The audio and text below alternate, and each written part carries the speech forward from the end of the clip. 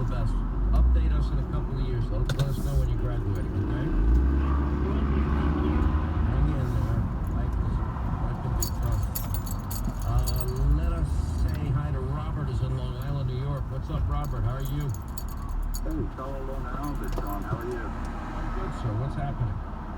Good. Hey, so I think that it's important to find the origin of the virus.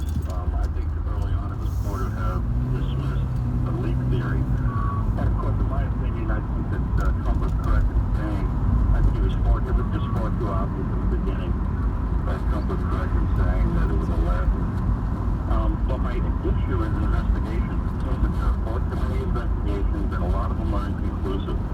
Sometimes it almost seems like they're purposely inconclusive. But now with President Biden saying that, it may have come from a lab, is trying to, in my opinion, trying to lend legitimacy to an investigation, which, again, I feel is going to be...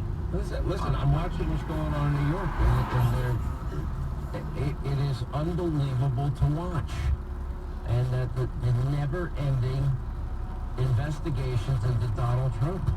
I mean, and then Joe, quid pro quo Joe, and zero experience Hunter, no investigations.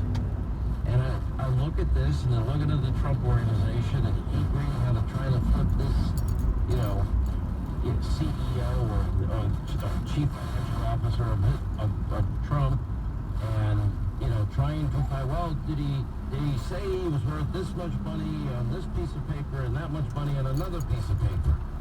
Now, I could just tell you in my life that I have people that I trust and entrust to manage things for me because I don't have the time. I don't know the tax laws. I just instruct them very, very clearly. Pay everything. If there's any doubt, pay it.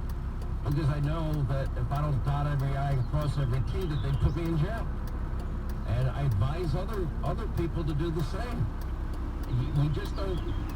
If you want to change the laws, you gotta go through the process of doing that. You just don't get to decide, oh, taxes are too high, I'm just not going to pay them. Or like Joe Biden, I don't like immigration laws, we're just going to ignore it. Or states that become sanctuary cities and states, they too aid and abet in law breaking. Well, that's fine if you're a liberal, you get away with anything. But if you're a conservative, they want to put you behind bars for the rest of your life. We've watched that play out, with Papadopoulos, Roger Stone, Paul Manafort, and so many others. Sad. I agree. Yeah, investigations, I feel like they are, political persecutions. That's how I see it. That's time and money, and, it just gives you a lack of confidence in our government. I mean, this is what we're spending our time doing. I realize that we could do other things at the same time, but still, what a waste of time and money. I feel like it could be better spent, both time and money. They have criminalized political differences. They've weaponized the law to attack people they don't like or disagree with. All this is an attempt to prevent Donald Trump from ever running for president again. They've tried everything else. Why wouldn't they try this? I mean, to me, there's a clear and present danger. I take this seriously. You have a grand jury, being convened. What? They want to get Donald Trump under oath? They want to flip his chief financial officer or other members, that are out there attacking him? Usually what happens if there's a tax discrepancy, you usually pay the difference. That's what most normal people do. But not if you're somebody that represents such a political threat as Donald Trump does to the establishment. In his case, they want him behind bars. It's sad. I mean, we're losing the country if that happens. And I cannot tell you that I believe anymore that we have equal application of our laws and equal justice under the law, because I don't believe we do. And that's a sad thing for me to say, or that we have criminalized political differences, because we obviously have. Anyway, good call, appreciate it. 800-941-SEAN, Atlanta. News Talk, WSB, Sean Hannity Show. Glad you called.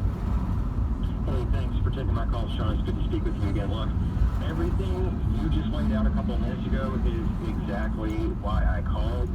I'm an independent, so I don't own allegiance to any party. But if the Republicans expect to get anything back, the House, the Senate, the presidency, they better wake up.